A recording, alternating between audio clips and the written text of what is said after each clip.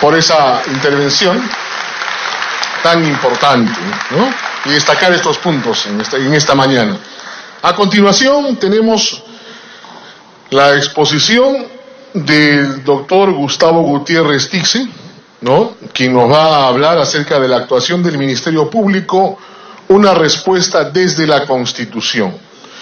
El doctor Gustavo Gutiérrez es magíster en Derecho Constitucional, docente universitario, ha sido jefe de la Oficina de Leyes del Congreso de la República y también asesor principal de varias comisiones en este mismo recinto, en el Congreso de la República, como la Comisión de Constitución, de Justicia y Trabajo, entre otras, experiencias profesionales, también ex asesor de la Comisión Especial de Reforma de la Administración de la Justicia. Tenemos el gusto de conocerlo hace buen tiempo también el doctor Gutiérrez, a quien le damos la bienvenida para que nos ofrezca su importante exposición. Adelante, doctor Gutiérrez.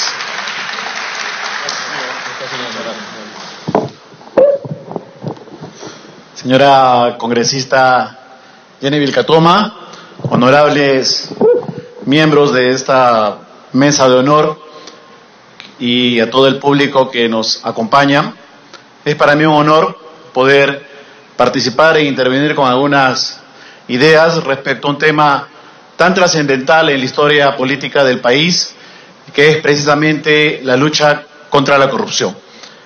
He preparado unas láminas un poco para hacerlo más dinámica, no cansarlos tanto, pues ciertamente muy pocas, solamente a modo de comprender mejor lo que queremos transmitir. Desde nuestra perspectiva, nosotros somos especialistas en materia constitucional. Consideramos que hay un vacío histórico, hay un vacío republicano, porque cuando se funda un Estado, lo primero que se elabora es un documento base que se denomina Constitución. Y nosotros consideramos que la Constitución se ha estado enfocado únicamente en consagrar los derechos, materializar la cultura, limitar el ejercicio del poder, pero en el debate constitucional ha estado ausente la lucha contra la corrupción. Y ese es un tema que me parece relevante resaltar, porque creo que hoy en día, después de toda la experiencia europea y sobre todo latinoamericana, creo que es imprescindible que tengamos que discutir desde una perspectiva constitucional un capítulo de lucha contra la corrupción. Además, tomando en cuenta que la corrupción es un flagelo de la historia de la humanidad y, repito, desde la gesta del virreinato y con la independencia, esto nunca ha cesado, ni se ha detenido, ni ningún pez gordo ha caído, ¿no? Porque siempre ha habido un halo de impunidad que realmente hoy en día recién podemos advertirlo como consecuencia de el develamiento del caso Lavallato y Odebrecht.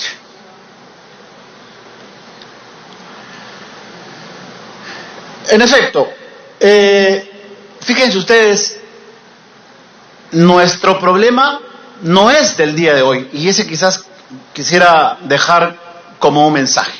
Nuestro problema es republicano. Tan es así, cuando vienen los libertadores, el propio Simón Bolívar en 1824 emite un decreto estableciendo la pena de muerte para los corruptos, ¿no? En 1824, don Simón Bolívar dicta un decreto estableciendo la pena de muerte para los corruptos. Pero lamentablemente, el propio Simón Bolívar se pierde en la corrupción, ¿no? Lamentablemente, como muchos gestos que a lo largo de los pasajes de la historia, muchos presidentes, ¿no?, nos han querido vender el cuento de la lucha implacable contra la corrupción y sin embargo con la otra mano han estado recibiendo coimas o enriqueciéndose. Lamentablemente nuestra era de la independencia está llena de corrupción y que definitivamente la fundación de la República va a generar un costo inmenso, al punto que don Simón Bolívar nos impone nuestra primera deuda externa en favor del gobierno de Colombia por habernos prestado supuestamente 4.000 soldados colombianos para la guerra contra España y la independencia del Perú. El siglo XIX es sumamente oprobioso. es sumamente vergonzoso.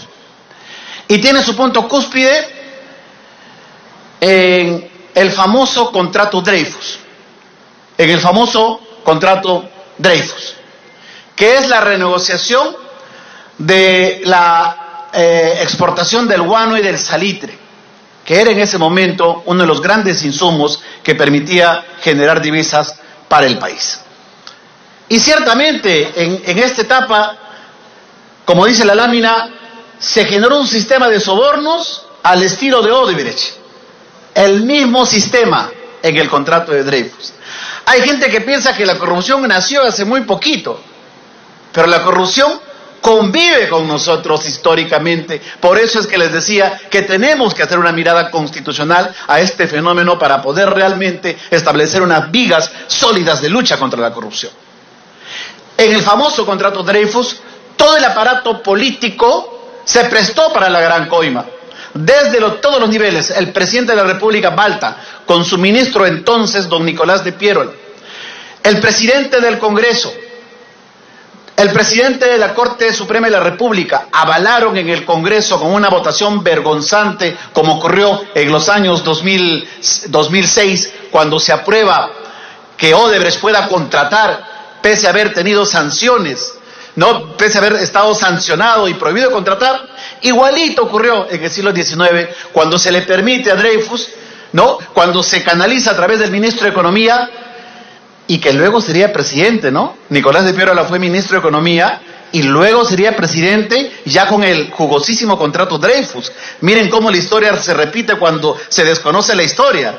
¿Se recuerdan de un ministro de Economía que hace poco llegó a ser presidente? Y que también tuvo en sus manos la negociación del contrato con Odebrecht. Qué casualidades de la historia realmente nos podemos encontrar.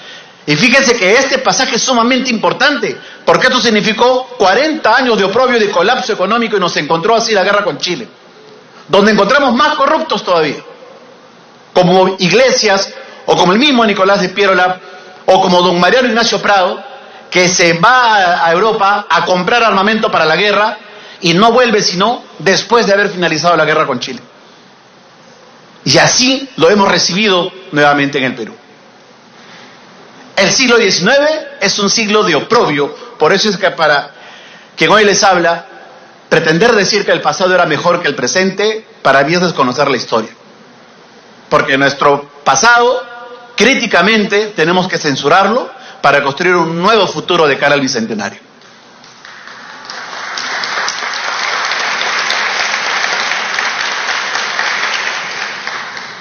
Siguiente lámina, por favor.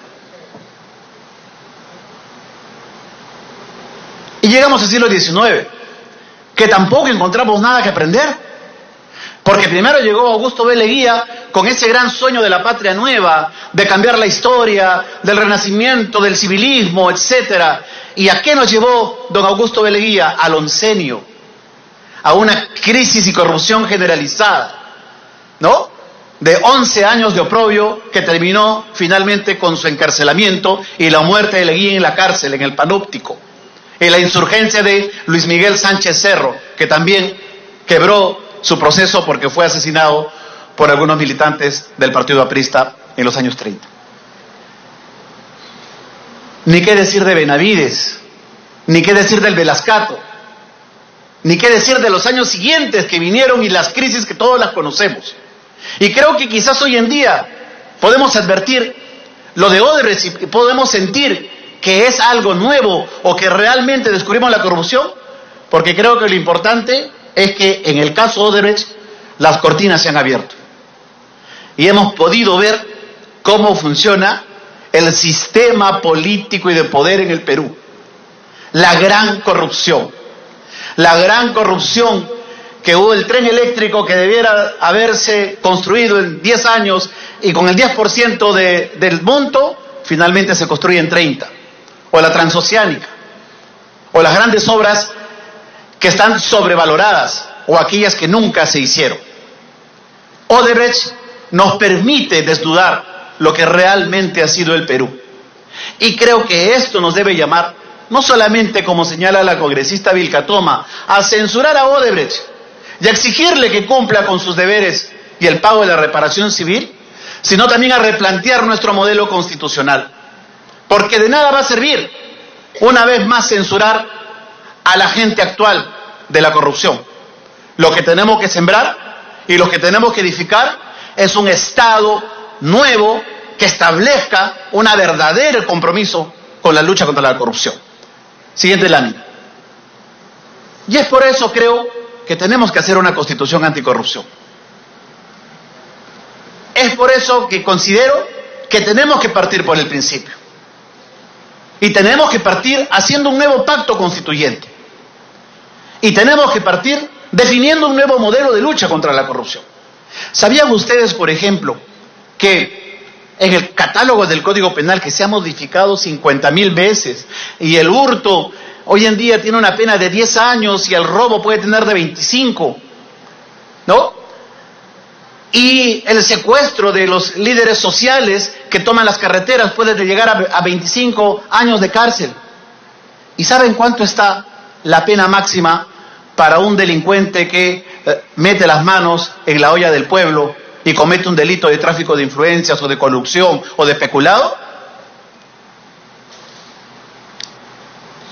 Mi colega penalista Salas no me va a dejar mentir. En muchos casos es la mitad con la que condenamos a un ladrón que roba un celular en una calle. La mitad.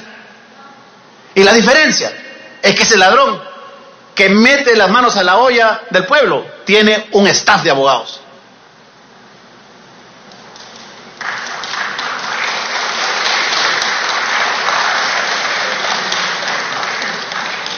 Por eso es que es necesario, repito, establecer un nuevo pacto constitucional. Un nuevo pacto constitucional que establezca por primera vez en la Constitución un catálogo de cláusulas de lucha contra la corrupción. Un nuevo sistema judicial con intervención directa de los ciudadanos a través de jurados y de veedurías. Los procesos judiciales tienen que intervenir los ciudadanos. La elección de los jueces tienen que intervenir los ciudadanos y la revocatoria también. El ciudadano tiene que tener el poder para retirar a un mal juez de su cargo a través de un proceso de revocatoria. Porque un político nos puede llevar a crisis, pero un juez nos puede meter a la cárcel. Un juez no puede ser falible, un juez tiene que ser infalible. Y es por eso que es necesario que la ciudadanía intervenga directamente en la toma de las decisiones judiciales. Un adecuado sistema de control de jueces, que esperamos que eso también funcione, porque hoy en día no funciona. Los jueces viven en un manto de impunidad y los fiscales también. Una reforma a la defensa de los intereses del Estado, la Procuraduría General de la República, que alguna vez la congresista Vilca Toma le escuché decir que es necesario hacer una Procuraduría General de la República. El Estado pierde todos los juicios. El Estado no gana nunca. Al Estado le ganan hasta las tortugas. Y el Estado somos todos nosotros, porque al final nosotros estamos pagando indemnizaciones, arbitrajes, reparaciones, porque hay malos abogados, hay malos políticos, hay procuradores genuflexos que finalmente no defienden los intereses del Estado y la comunidad. Por eso es que tenemos que establecer una Procuraduría autónoma que defienda los intereses del Estado, porque finalmente es defender los intereses populares.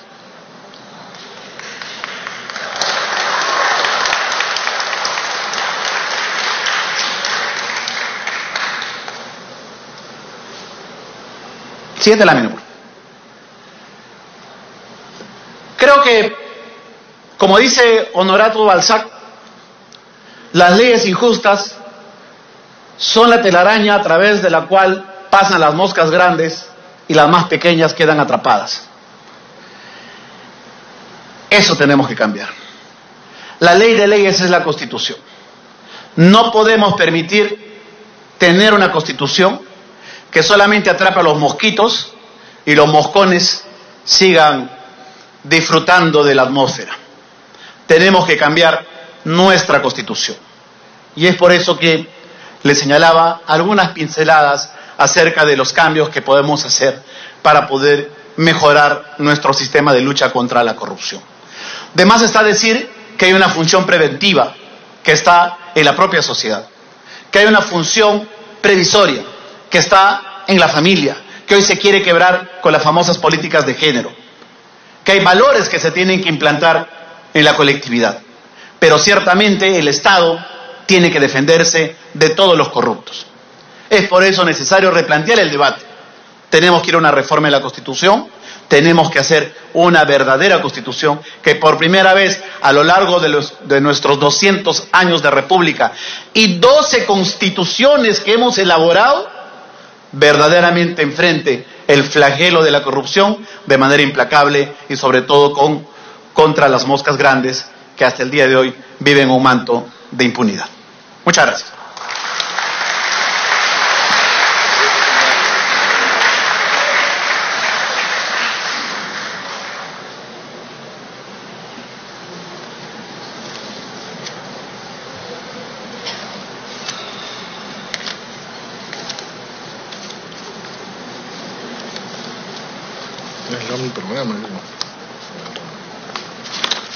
Bien, agradecemos la exposición del doctor Gustavo Gutiérrez Tixe, quien nos ha hablado acerca de la Constitución y el Ministerio Público y nos ha propuesto algunas reformas interesantes, bastante atrevidas, vamos a decirlo así, pero que resultan importantes en esta hora, en la cual en efecto, y ese ha sido el propósito de la congresista Vilca Toma, había que escuchar nuevas ideas, nuevos planteamientos, refrescar los que ya se tienen para poder, con nuevos bríos, seguir en esta lucha de largo plazo, como lo dijo el doctor Lamas Pucci.